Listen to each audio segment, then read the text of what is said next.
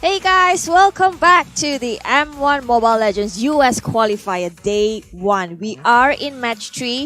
Yep. We do have the crowd favorite Gosu going against DDNEX2. Yeah, it's either Gosu time or DDNEX2 time in here. Now, we'd like to clarify a few things first from here. First up, we are in live on YouTube. That's number one. Number two, we're not Indonesians, okay? We're from Malaysia. I get a little bit triggered when people call me Indonesian. I don't know why, but I love my country a lot.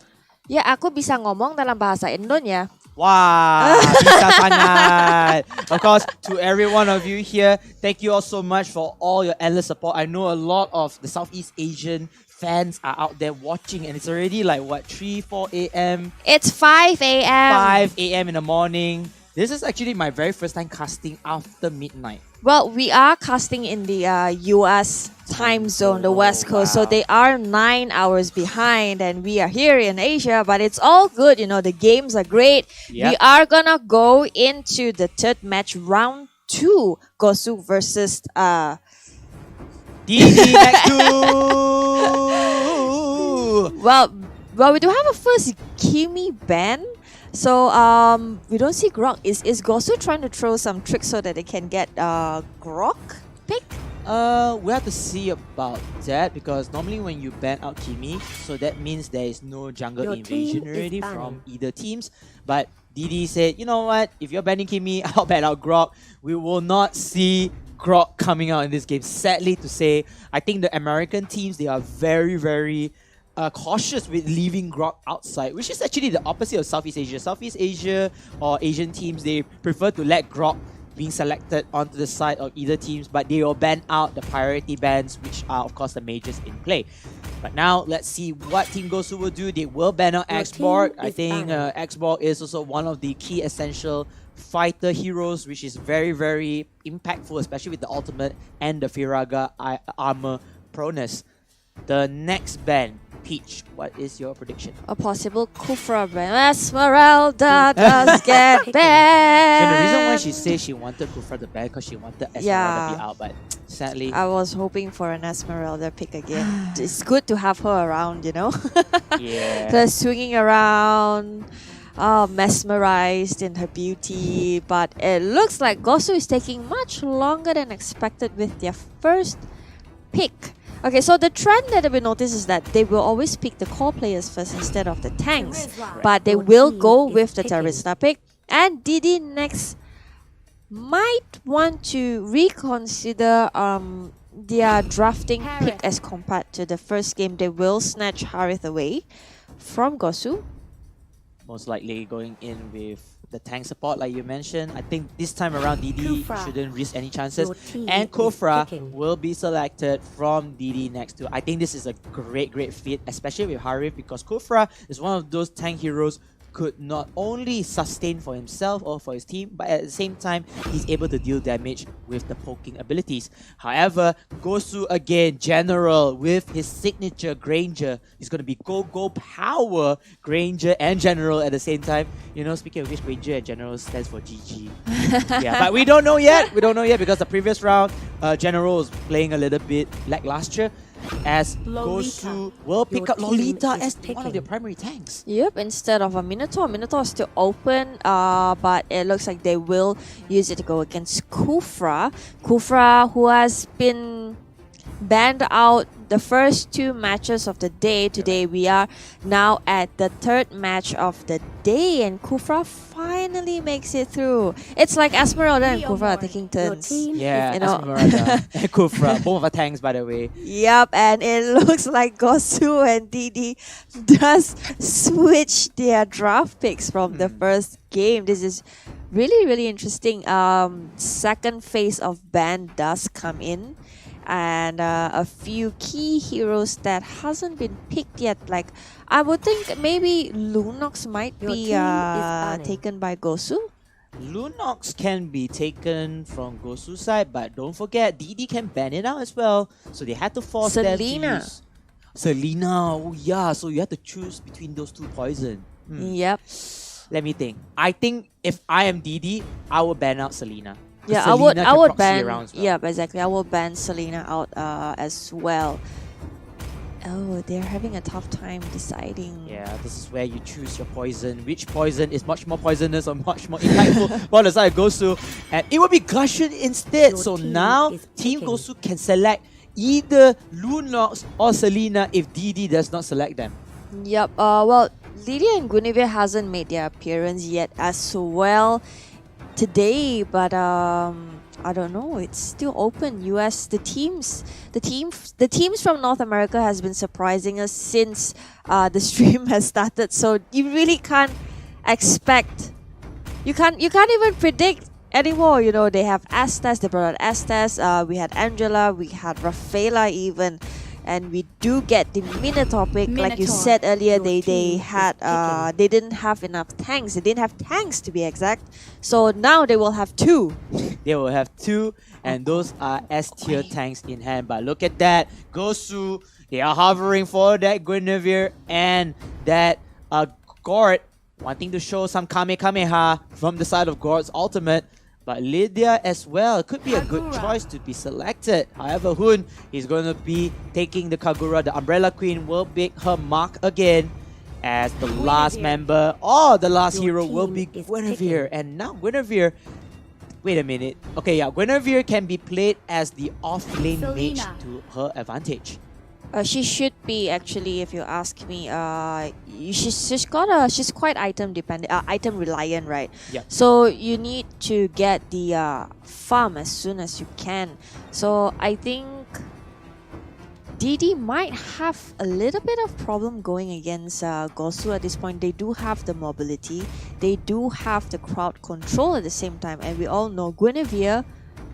If she hits you, you're dead. You're out. Yeah, Guinevere is one of the heroes, especially in team fights, will be very important. But look at this. Team DDNEX2, no marksmen. Having that early game meta, they will need to make work of their mages. While for Team Gosu, they can just play the balance game, making sure that Guinevere Kagura gets level 4, making things up and waiting for Granger to be online later in the game. When it transcends to the later parts of the stages. But you know what? It's gonna be Team Gosu versus Team DDNEX2. Game 2 of this best of 3 series is going to be early middle game versus middle to late game team. I really want to see how DD executes this lineup. I mean, it's quite a promising pick here compared to the first game. And we do have Gosu on the blue side and DDNEX2 on the red. Let's look at the rotation there. Spicing things up a little bit, they do make space for Selena and Leomord, both in the top and bottom lane, while they do have a 3-man rotation in the middle lane, but still no jungle invasion just yet. No jungle invasion yet, and I felt like DDNEX2, they should have been a bit more aggressive to go in for the early jungle pickoff, but it's okay. They want to go in for the core objectives first. Take out the river crab, denying entry from the side of Gosu. And you can see that this is a very, very heavy support from the side of Harif. Both Minotaur and this Kufra will be supporting one another, while Selena and Leomord solo laning together. And it looks like oh, that's a very nice animation recall over there from Gosu Loud. But you can see that Team DDNEX, they are having the rotations quickly. They are bringing Leomord back to the bottom lane, which is his prior choice or priority lane to deal with. And Selena trying her very best to fend for herself, as the rest of the team will try to go for multiple objectives as the turtle here. Well, it looks like they are trying to Turtle initiate, very resurrecting aggressive play by DDNEX right there. Turtle is coming up. Selena is just standing by at the corner, just waiting for an opportunity to prop. And it looks like... Oh, the arrow does hit though onto Lolita, but that is the wrong hero that you want to target with. So unfortunately for DDNEX2, they will not continue on with the fight. However, two teams are just side by side with one another, trying to control this very first turtle in contention. But we have to wait and see which teams starts off this skirmish. We'll have Kufra, very good initiation hero. He can pop out the Tyrant's Revenge if he wants to start off the fight. Does have level 4 already as well, so both Tyrant's Revenge and Tyrant's Rage. But then look at that, it's a one-on-one fight. Leomon in a lot of trouble. The My Little Pony coming at the wrong time, and it will be first blood for Asik. Meanwhile, Gosu continuing on with their aggression here. Terisla does go in with the penalty zone, but there's no follow-up from the side of Team Gosu. Loud not going in loud and proud. He's going to get bisted down, but look at the follow-up from Team Gosu. General slicing them down with the gun. Rhapsody and the Rondo with the lucky 6 will be enough for the rest of the team to take their respective kills and get the total. General does live up to his name and his hero. GG, he will solo turtle, does get the kill shortly after, but it's kind of dangerous that no one seems to be helping him.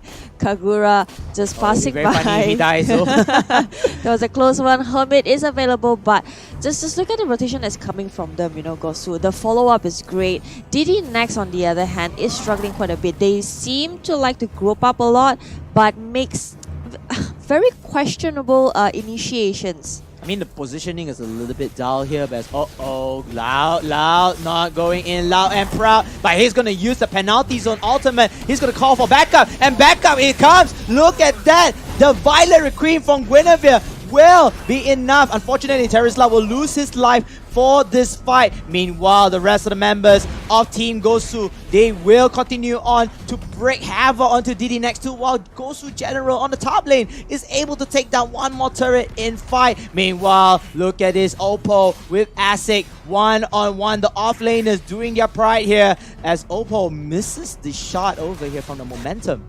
Well, that was a great play by Gosu right there. You know, I think DDNEX is hesitating a lot. The thing is that when the opportunity, you know, the time has passed, and you just shouldn't linger around there and hesitate, because that's money right there. You're standing and money is just running away, so lots of time wasted. Ow, does get the Minotaur kill. Wow. The Death Sonata landing the final blow, killing off one of the primary tanks from the side of DDNEX2. DDNEX2, even though they have a well-balanced lineup this time around, and it's supposed to snowball for the early to mid game, it's not working out for them. As Team Gosu continuing onwards with their push, they will rotate back and try to take map control from the jungle of DDNEX2. Well, DDNEX2's execution is kind of sloppy at this point. Kufra not as effective and impactful as we wished he would be. Although there's a lot of babysitting for Harith going on, and Gosu is just happily going around. They're gonna go for the turtle, gets another turtle, and DDNEX just stands by there and watch, and the positioning, it's not that great.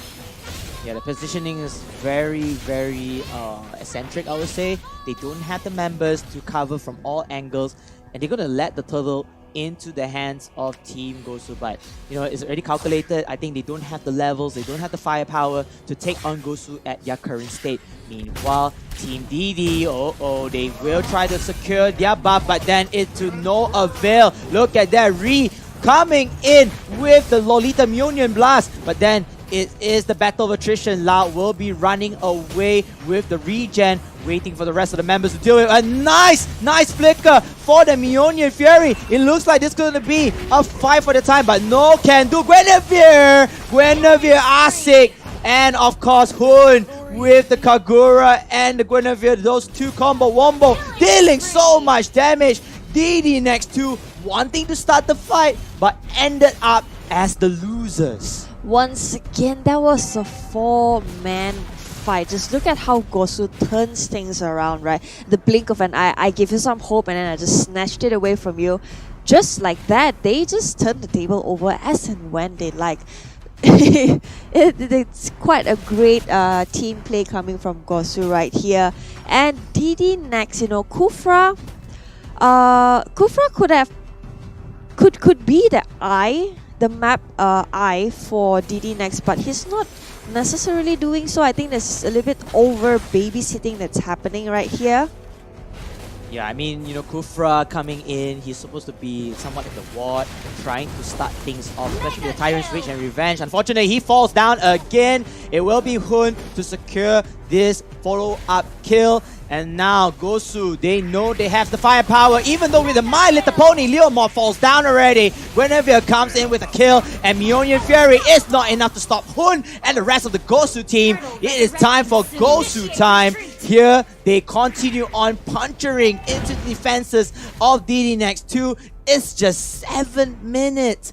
A game that was supposed to be into the favor of DDNEX2 because of the mages. They couldn't capitalize on that.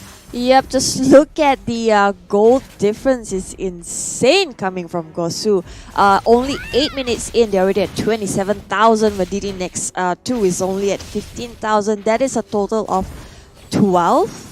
Oh shit, the number just moved. So just look at Gosu, just kept going and going, objectives after objectives. They never waste time when it comes to buffs.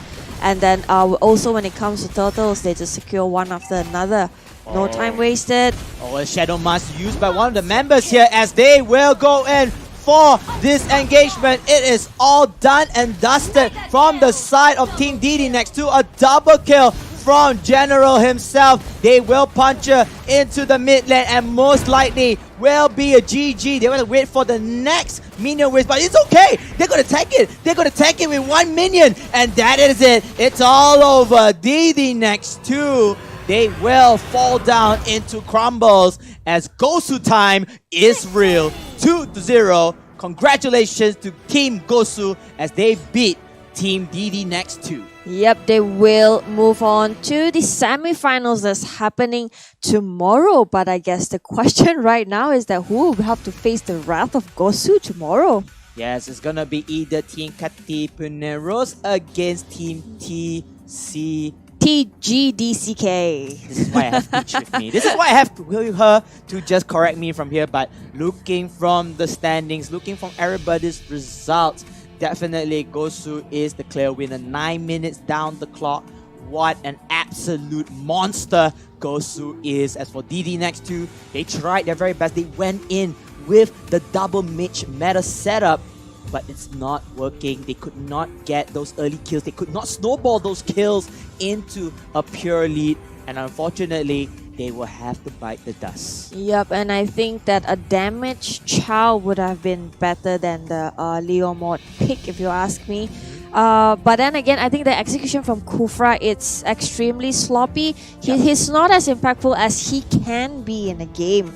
I think too much babysitting for Harith, if you ask me. Yeah, I think Harith once he hit level 4, he doesn't need two tanks to go with him. Just to be one tank is enough. Exactly. But you know what? That's all for this game. This match series is done. GGWP again to both teams, as Gosu will be your third semi-finalist for tomorrow's matchup. So, Peach, I think we have seen the power of Team Gosu. And anything you want to add from their side before we move on to the final match of the day? I think I'll be interested, like really interested to see how Gosu will go against the C teams. I mean, we've seen a lot of them. I mean, they have their MPL.